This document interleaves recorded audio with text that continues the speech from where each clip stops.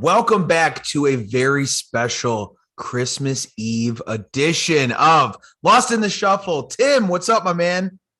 What's up, brother? Merry Christmas. Merry Chrysler. Yeah. Happy Christmas. Merry Christmas. Merry Christmas. Thank you for joining me on Christmas Eve. It is noon Eastern Central Time, 11 o'clock Central Time. What are you guys gonna do today? Basically clean the apartment because we are hosting this evening for my mom and my stepdad and my sister and her fiance. So deep clean. Yep, deep clean. Well, the local areas. We're just going to close off the other areas. They're just not allowed to go in the bedrooms and stuff because they don't need to. Of course not. Right. I don't need to see what's going on in there. Clean the visible stuff, and then I don't think we really need to cook anything too early today. Good. You know what sucks though, Tim? I was looking at things to watch today. There are no sports on TV. Did you see that? I did not. Zero. Football, NCAA, NFL, NBA, NCAA. Nothing. Fucking nothing is on. So get ready for a lot of family time. Have to spend time with your family. That's awesome. Yeah, I know. That's what I was thinking. I was like, oh boy, got nothing here. We're gonna have to watch some movies or something. But I mean, it's Christmas Eve. That's always a good movie day. Yeah, I get it. But it's always nice to have, I don't know, something to watch or look forward to. Live sports on holidays, I think they just go hand in hand, or they should. Yeah, but tomorrow we actually get NFL games. Right. Which we normally don't get. Correct. Thank you, Omicron. Yeah. You brought a miracle. We have them for right now. We'll see what happens in the next 24 hours. Right, exactly. Well, Tim, it has been a good year. I think this is the 34th episode we have, and we've obviously grown, and it's kind of just been a good year all around. So good year in sports for a lot of teams. I know at the beginning of the year was a little rough for you, was when the Chiefs lost to the Buccaneers, but you guys will make a run, and we can talk about the Chiefs here in a little bit. But first topic I wanted to discuss was top 3 favorite sports moments from this year. So we're going to talk about our favorite sports moments of 2021. Tim, you'll go, then I'll go, then you go. We'll go back to 4. So I'll let you go first. Tell me your, in no specific order, what's one of your top 3 favorite sports moments of the year? Okay. Well, like when you asked me to do this today, I had to distinguish what year was 2020 and what year was 2021 because they bleed together. Very easily, right? Yeah. So I forgot that the Olympics were this year. And summer or winter? Summer. Oh, okay. I don't remember. Well, they were supposed to be last year. Oh, they got pushed to this year. Right. And my favorite moment from the Olympics this year was when Gable Steveson won the gold medal heavyweight wrestling and came back from down 3 points in the final 14 seconds of his match to win the gold medal. Okay, I don't believe I watched that live. I believe they might have covered it on Sports Center briefly that I might have saw, but he's a big stocky dude, right? You said he's heavyweight. So he was down 3 points with 14 seconds left, and he just scored 4 points that quickly? Yeah. Wow. Yeah, it was pretty cool. And we don't always have the best of luck in the Olympics with the wrestling team. So it was nice to see someone get a gold medal. So he was for USA then. He was from. Yeah. He wrestles in Minnesota. Oh, wow. Awesome. Yeah. So USA, baby, bringing home the gold. Yeah. Did not remember that. I'll have to check that out later today on YouTube or something. I was gonna say maybe we could link all of our choices. Yeah. Put it in the description on the YouTube page. We'll do that. That'd be a good idea. One of my first ones was Derek Jeter inducted into the Hall of Fame. Derek Jeter was my favorite baseball. He was my favorite child. My favorite baseball player as a child. I love him. Derek Sanderson Jeter. He was inducted to the Hall of Fame. It was supposed to be last year. Got pushed back because of COVID and all that stuff. So he finally got his moment in the sun this summer. And it was just good to see him speak about his career and he was almost a unanimous decision. Just a great player.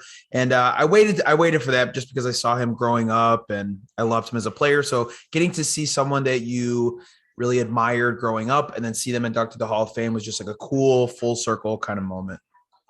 Yeah, that's awesome. Yeah. My second one was, I'm an NBA guy, and the Bucks won the NBA title this year. It's always cool to see small market teams win, in my opinion, because I just think it's way harder for them to get it done than it is the big boys. Of course, the Lakers, the Celtics.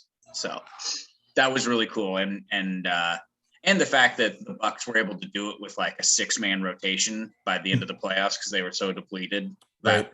I thought that was really awesome. It just goes to show how good Giannis is. Really is, right? Yeah.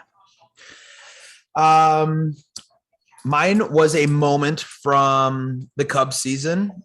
If you remember, Javier Baez laid a swing, and he was playing the Pirates, went to the first baseman. He starts backpedaling. Guy from third comes home. The first baseman throws it to the catcher, misses it. Javi runs to first. They throw to first, overthrow. Javi goes to second, takes second, almost takes third, but stays at second. It was just a crazy. He got in a pickle between home and first base, which is just asinine. Makes no sense. So to see him do those magical things on the base path, that was just one of the top moments where you're just like, that is just crazy. How dumb the Pirates are. First off, you got to be an idiot to just not tag him out, not know the rules or what's going on. And then to allow him to do something special like that was just pretty cool. Yeah, it's a force out at first, right? So like there's no need to get into a pickle. That runner does not score if he is out, So go ahead and score. I'm going to tag you regardless. So yeah, it's just those kind of things. Very Pirates, but also very Javier Baez play. So I thought it was just hilarious to watch. And now he's 2 teams later. Correct. Yeah. So we'll see where he lands. Oh no, he did. Yeah, I'm sorry. He already landed with the Tigers. So see how he does in Detroit. But so that'd be my number 2. Cool. My number 3 is from, in my opinion, the 5th national sport of the United States, the challenge. Yes. And it was seeing our boy CT win back-to-back championships. And really put himself up for that GOAT discussion in the challenge. And how cut did he get for that this season? Oh, absolutely. That season, right? Because the season previous, he was thick. Two or 3 C's thick. I mean, dad bod for sure. Yeah. And then got into shape and honestly whipped everybody's ass this season. It really wasn't close who the next best person on that show was. Yeah. So, and now since he's won 2 in a row, you have to think he's going to come back to try and go for 3 in a row. Oh, right. Yeah. And I was wondering, do you know if they pay certain cast members more than others? So I figured this out a few years ago. So they get paid per episode. Like, so if you're on all the way to the final, you get paid for every episode you're on. Okay. Now, if it's your first season, you're probably only getting like $2 or $3 grand an episode. But CT, Devin, Wes, if Bananas comes back, all those people that have been on it for years, they're going to make probably 8, 9, 10,000 an episode. Yeah, I was going to say, because like CT's not making the same amount as like Jay is making. You know what I mean? Like, or at least that's what I would think in my head would make sense. Yeah. Yeah. But it's however many episodes you appear in. Okay. So that's how they get based off their pay. Mm-hmm. My third, I'm glad. I thought you might have taken it or something like it, but my third was in July. Conor McGregor breaks his leg in the Poirier-McGregor fight number 3. Supposed to be the rubber band match. It was tied 1-1 each, and then he checks the kick, might have broke, might have not. But then when he steps back and that leg just bends, and everyone's like, oh, and he starts pounding him. And then the shit talking after, your wife sent me DMs. Just that whole nonsense was just crazy. It was a crazy night just to see that happen. And then all the stuff after it. Oh yeah, that was phenomenal. And that was also when UFC was on their 3 pay-per-view streak of broken limbs. Yes. Because Weidman broke his leg, On a and check. McGregor broke his leg, and then I can't remember the guy's name, but he was in an arm bar and he didn't tap, and his like elbow, like full banana snapped. Yeah. Yeah. That was like 3 this year. I remember. Yeah. The Rideman one, he checked, same thing, broke. Yeah. McGregor. And then, like you said, someone's arm or something Yeah. didn't tap. Yeah. But that was just exciting and crazy to see happen. So, Do you think McGregor's done? no. Not finished fighting, but I'm saying like done Competitively? Yeah. I think so. Yeah. In my my ideas about success and stuff, he has acquired generational wealth, right? He never has to work another day in his life. So, I mean, I don't know the guy personally. I don't know how what makes him tick, but you're not going to tell me that he trains harder now than he did when he was a plumber. When his back was against the wall and he literally had nothing, I got nothing. It was either he was on welfare or whatever it is. Like, this is my only chance. So, like, I am pushing myself. I think you're just like, it's just a hungry dog runs faster. So I think he's very satisfied in who he is. And he probably believes he has, I'm one of the best. And he elevated, MMA and UFC and the biggest name out there, especially for a lot of casual fans. They just know Conor McGregor. Like, he's my favorite because he's got the, he knows how to market a fight. So I don't think he is going to be where he was previously. Right? Would you say over under a year before he's fighting Jake Paul? Oh my God. So let's talk about that. So do you think that kid is going to have like a legit career in boxing? No, he doesn't need to. I'm saying, but like he's already making a ton of money doing these circus fights. That's what I'm saying. Like, but you could make a career in circus fights, I guess, right? Like, if he's like, I want to box. Who wants to be next? What C-list athlete do I want to fight? And people tune in to watch it, though. I think he's a smart enough kid to know where his bread is buttered with all of this stuff. That's why I was interested to see him fight Tommy Fury, because that kid can actually box. Yeah. So I don't know, but I don't think he's going to try and fight anybody. Masvidal's supposed to be him. Did you see that?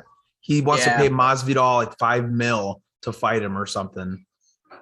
But again, like, that's a UFC fighter. That's a scrapper, a street boxer, a guy that throws all kinds of different strikes, not someone who's just a traditional straight up boxer. Right. He's got an advantage because he trains in one style. Do you think? Did you watch? He's also way bigger than him. Right. Yeah. I mean, Jake Paul's not a small guy. Yeah, he's like 6'2". Yeah. 220 and thick. Yeah, thick. Did you think that fight was rigged at all? The second one? I thought the first one was more rigged than the second one. Yeah, I didn't think the second one. I don't think either fight was rigged, but I'm saying I think there's evidence that the first fight would have been more. But Woodley's kind of a washed in that aspect. Yeah, just trying to get a bag and call it a day, right? Yeah, and I mean, good for him taking the fight on 8 days notice or whatever it was. So get some paper. Yeah, I know not as many people ordered that one, but he's still probably made a ton of money off of it. Yeah, people watch it and still you talk about or whatever it is. Like they're generating revenue regardless. Right.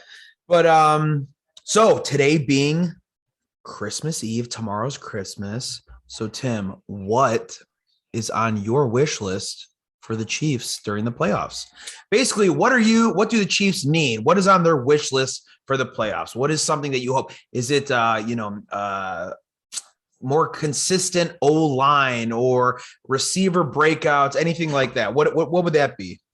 I mean, my big thing right now is no positive COVID tests for Patrick Mahomes. We got hit pretty hard this week.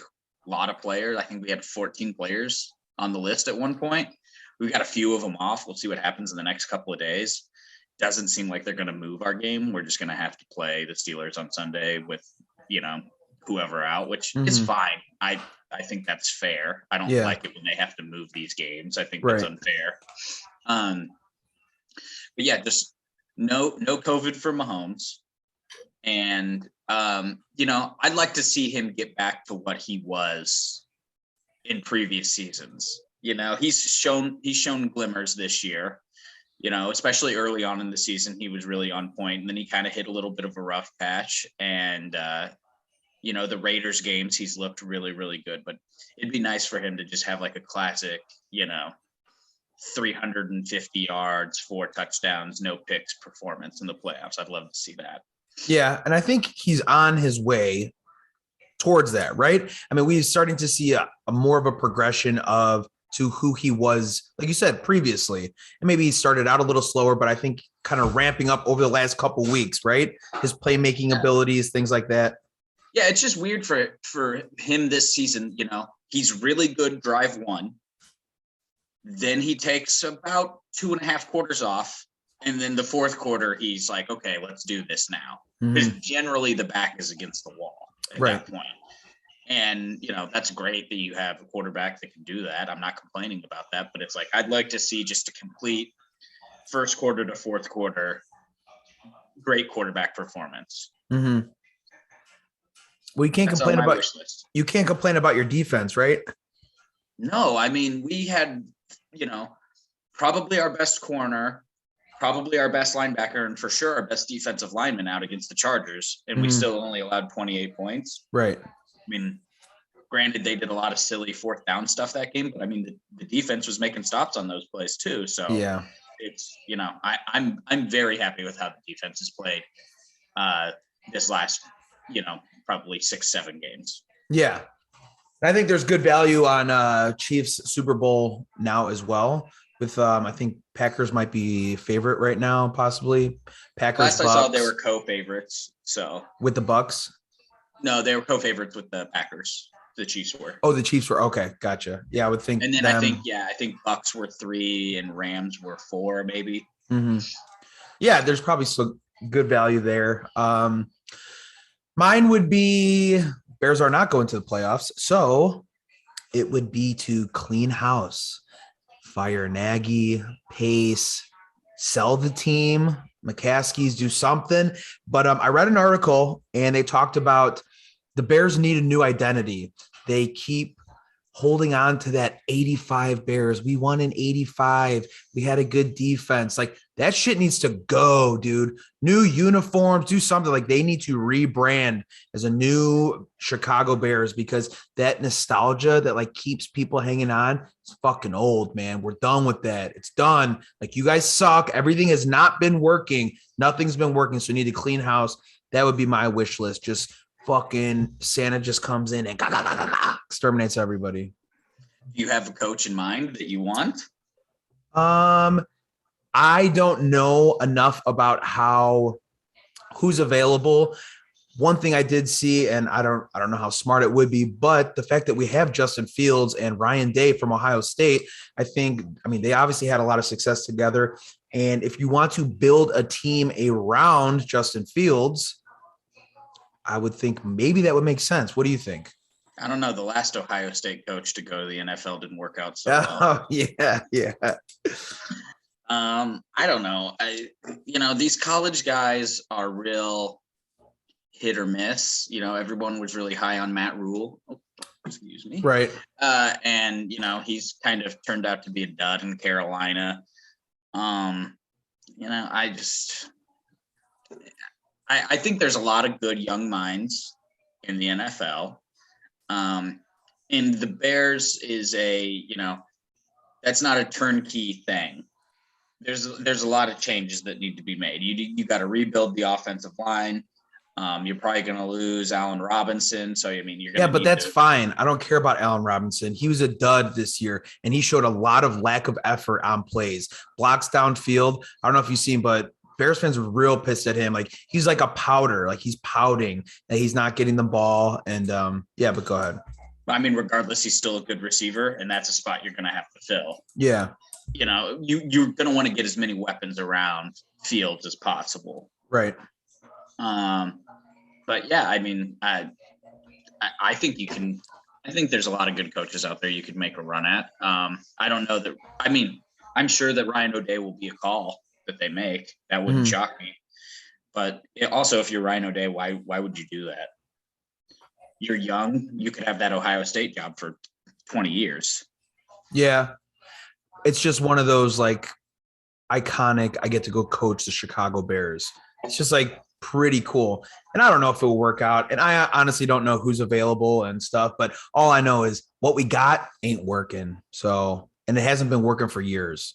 Isn't it still crazy that Nagy has an over 500 record though?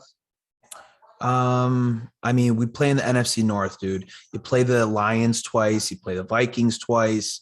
Packers is twice a loss. I mean, it's not a very hard division, honestly. You're playing Kirk Cousins, you're playing Jared Goff 4 times a year. So, I mean, those will be competitive games. And then, yeah. So, no, I'm not impressed. Fuck him. I'm not saying I'm impressed. I just thought it was crazy. Like, I thought his record would be way worse. They showed it on Monday Night Football, and I was like, oh, how is this guy having an over 500 record? Yeah. I'm not saying they should keep him. Right. I mean, it'd be funny if they did, but they no, it wouldn't. It wouldn't be funny at all. So that's what we'll see if we get our Christmas wish list for our NFL teams. I think yours is more realistic than mine. I think they're pretty realistic. I mean, like you say, you want to stay healthy and have good production from your O-line and wide receivers, right? I mean, I think it's pretty realistic. Yeah. I mean, good teams in the playoffs on both sides. Yeah. So like tomorrow, like we were saying, Christmas Day, best bets. Nothing better than laying some wagers on Christmas Day and watching some football. Like you said, we got football tomorrow. There's basketball on.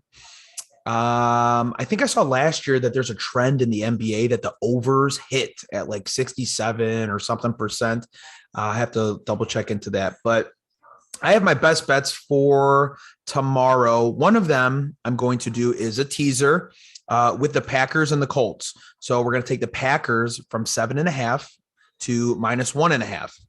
And then we're going to take the Colts from +1 to +7. I feel like I don't have to explain the Packers pick too much. The Browns pretty much died on Monday, but I see the Colts and the Cardinals going in opposite directions. So Colts are getting them a touchdown, I think is huge. And the Colts, they had a huge win against the Patriots last week. Arizona is ranked 17th in opponent rushing yards per game. So very middle of the road. I don't think that's enough to stop Jonathan Taylor. And if you look, anytime touchdown for Jonathan Taylor is at -215. That's ridiculous. -215 for an anytime touchdown for Jonathan Taylor. So that is the first pick I'm going to do is that teaser, Packers down to 1.5 and Colts to +7. All right. I like it. I'm going to do a parlay, same game, Colts Cardinals. I'm taking Colts money line because you can get that right now at looks like it's +110. Okay. Plus money. And then I'm gonna take the under in that game. 49 is the line I have right now. Ooh, it's all the way up to 49. It keeps going up because it was 48 earlier today. Yeah. I just think the Cardinals are kind of off right now. I don't know how Kyler hasn't really adjusted well to not having DeAndre Hopkins. It's kind of been his security blanket. And Colts defense is legit. Yeah. So I just could see that being a low scoring game. Also, a short week for the Cardinals, full week of practice for the Colts because they played last Saturday. So, and they're coming off of an embarrassing loss. Yeah, I could just see that being a kind of a 24-21 game, and the Colts just kind of drag one out. Yeah, I mean they beat the Pats last week, and I thought that was huge. Yeah, it was huge for us. That's for sure. Yeah. My next one is Indianapolis Colts. They rank 14th in opponent rushing yards, so very middle of the road. If James Conner plays, James Conner says he's confident to play even though he has a heel issue. I'm going to take James Conner and Jonathan Taylor anytime touchdown, and that'll get you to +160. So both of these teams have a very average Average of the pack, run, stop, defense. I think they're ranked 14th and 17th. So I do see them both having success on the ground. So give me James Conner and Jonathan Taylor, both anytime touchdowns at plus 160. I like it. And if he doesn't play, then we got what's his nuts behind Chase James Edmonds. Chase Edmonds, correct. So if he doesn't play, you would just plug in Chase Edmonds. Yeah. And what's nice about both those guys is they could get a receiving touchdown just as easily as they could get a rushing touchdown. Yes.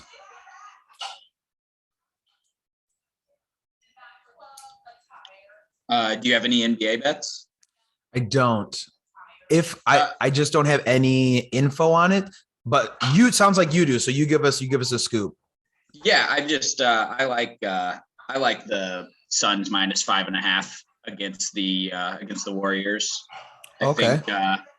I think a lot of people have been really high on the Warriors this year. They came out playing super well. Curry is just on fire.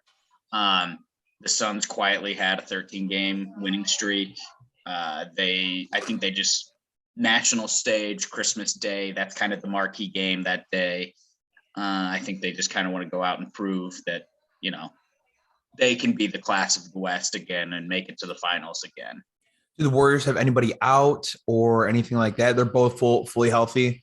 I mean, with all of this COVID stuff going on in the NBA, I honestly am not sure. I know they're not missing anybody huge, but I'm just wondering that could also change. Why the Suns are getting 5 points. They're at home. Oh, okay. Yeah. So. Any other NBAs? I usually sometimes just go blindly and take the overs. Yeah, I mean, I think that would be a pretty easy game to take the over in too. That's two really good offenses. Okay. I mean, I know the Nets have had a ton of COVID issues, so I don't know what's going on for that Nets-Lakers game. The last I saw it, I think it's just a pick 'em. Okay. So, I think if anything, it's going to be, Durant versus LeBron, which could always be fun to watch, but who knows how that's going to go this year. Is Kyrie playing yet or no? He's playing away games. I mean, he literally got activated and 1 day later went on the COVID list. So, okay. I don't think he's playing yet. And he's clearly not vaccinated since he made that thing. So I think he's got to be out for 10 days. Oh, okay. But I just saw Stephen A talking shit about him, and then Stephen A got COVID and everyone was laughing at him like, you dumb bitch. Yeah. Well, I mean, it's not hard to get right now. Right. Yeah. It's getting passed around. That's why the NFL changes their protocols where you just have to have one negative test now. Yeah. Hockey stopped playing. They just stopped playing. I mean, some of their best teams are in Canada and they are very strict about everything. So right. It's kind of hard for them to be going across borders, and then you can't really have just the U.S. teams play when you've got, I think they have 4 or 5 teams in Canada. Yeah, probably Edmonton, Winnipeg. Yeah. So what's the movie you're watching today? One Christmas movie, if you got to pick it. I think today, I know everybody does Christmas Story on Christmas Day, but I think we might do Christmas Story tonight. Even though it's on 24 hours tomorrow? Well, it starts tonight, I think. Who watches cable anymore? You're right. I don't. Yeah. So it's not like I'm going to be flipping through the channels tomorrow. It's just going to be like, okay, what should we put on? Yeah, we stream our shit around here, right, Tim? Right. It's 2021, man. Damn straight. I'm going to go with Four Christmases. Four Christmases, probably one of my favorite Christmas movies. That's a good one. We watched that one a couple weeks ago. Also, Tim, if you have HBO or you can stream it, 8-Bit Christmas. Have you heard of it? Did you? Watched it. Wasn't that pretty cool? It's like a modern Christmas story. It is, and it's got like all that 80s nostalgia, which was really cool. And I thought it was it was a fun movie, and I thought it was funnier than I was expecting it to be. Yeah, it was made for children, but enjoyed for like adults and stuff. Like it was funny. The kids in there were good, Absolutely. Yeah. And Neil Patrick Harris did a good job narrating. Like that was a good movie. Yeah, I appreciate any new stuff coming out, new Christmas songs or new Christmas movies, because you can only watch, like you said, Christmas Story or The Grinch or Elf. Like I've seen it, dude. I don't need to watch it 500 times. You know what I mean? Right. So, but they're always good to watch. Hence why we watched Jingle All the Way last night. Right. Like, yeah. No, it's not I a get good it. movie, but it's fun. Right. Yeah. It's just nice when new stuff comes out that's actually good. You know what I mean? Yeah. Like the Grinch movie, the animated Grinch movie that came out a couple years ago. I thought that was really well done. Yeah. Benedict Cumberbatch. Yeah. I didn't like the casting for that. I thought they could have got someone better for the voice of the Grinch. Yeah. You know who? Have you ever seen Kung Fu Panda? There's like Jack Black. Yeah, but the bad guy who's like the saber-toothed tiger who talks like that. He's like the bad guy in Kung Fu Panda. I thought his voice would have been good. He's the dad that is sick in Hot Rod. That guy, you know what I'm talking about? Yes, him. And then we should just watch Hot Rod tonight. I mean, that's a Christmas movie, right? Yeah, that's an any time of year movie. We just watched Being the Ricardos. Did you see that? It just came out with like good? Lucille Ball and Desi Arnaz. And Javier Bardem. Yeah, it was enjoyable because it wasn't a like biopic. Like this is her as a child. It was like a point in their life when she was accused as a communist. The paper said that she was a communist because she filled out this piece of paper that says she was when she was younger. And they're filming I Love Lucy, and like their marriage is very tumultuous, and it's like a small time period in their life. And it was pretty good. It was enjoyable. Nice. Yeah. So I would say check that out. Yeah, definitely need to see that. Yeah. Well, that's our show. Any last parting words, Tim? This is going to be the last time of the year. Yeah. I mean, Merry Christmas. Happy New Year. Thanks for having me. All right, guys. That will be, I think I have one more on Monday. I'm going to talk to this baseball guy. But that'll be the last show with me and Tim for this year. Thank you for joining. We will see you next year.